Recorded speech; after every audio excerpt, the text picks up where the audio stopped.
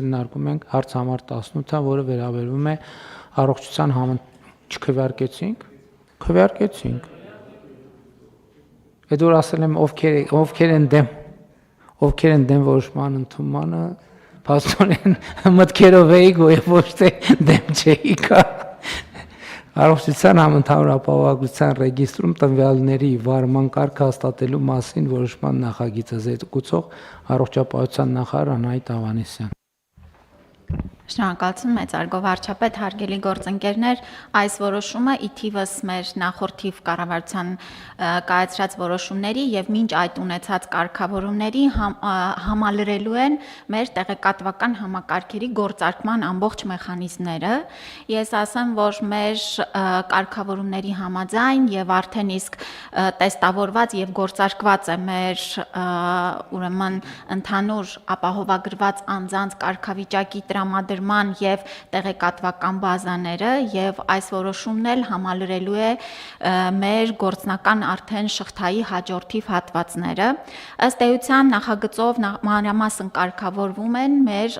համընդհանուր ապահովագրության շրջանակներում տեղեկատվության փոխանակման եւ այսօր էլ նշեցինք, որ թվայնացման շրջանակներում փոխգործելիության հիման վրա, որպեսզի անձը մեկ անգամ տվյալները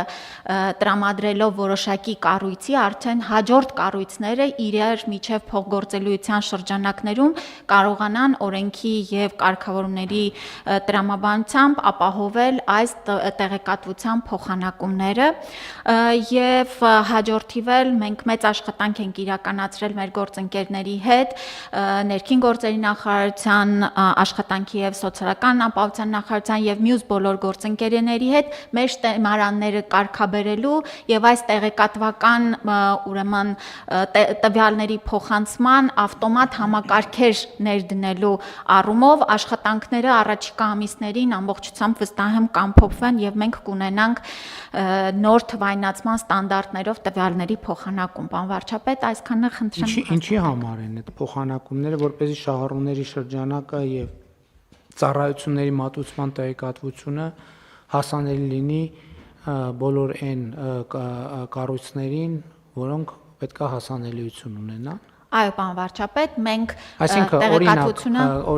օրինակ 200,000 դրամ եւ ավել աշխատավարձ ստացող անձինք, ովքեր շահառու են եւ համապատասխանաբար ըստ այդմ հարկային գործակալը պետք է նրանց փոխարեն, այսինքն գործատուները կատարեն առողջության ապահովագրության համար անհրաժեշտ վճարումներ եւ պետք է նաեւ առողջապահության համակարգը տեսնի, որ վճարումը կամ կատարված է ֆինանսների նախարարությունը, այսինքն այս տվյալների շրջապտույտի կարգավորման մասին այս որոշումը։ Այո, պարոն վարչապետ, եւ դրա մենք հենց այդ ենք կարգավորումներով դնում, որ գալու ենք մի կետի, որ այդ բոլոր ուրեմն փոխանակումները լինեն նոր ստանդարտով API լուծումներով եւ սա է մեր նշաձողը ավտոմատ ձևաչափերով։ Տիկին Ավանեսյան, ուրեմն նախորդ օրը երեկոյան հեռուստացույցի դեմը նստած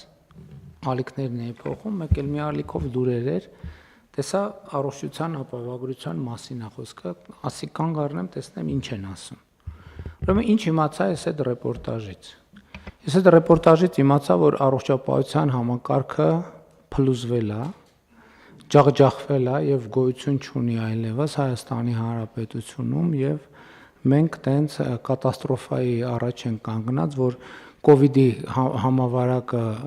հազար ներողություն գալաթ է արել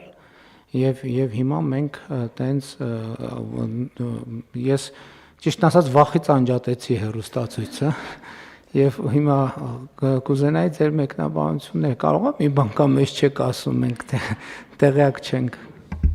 Պարոն վարչապետ, երբ որ այդ ռեպորտաժներից գնում ես կոնկրետ հիվանդանոց, կոնկրետ պացիենտի սենյակ ու տեսնում ես վիրահատված 3-80-ամյա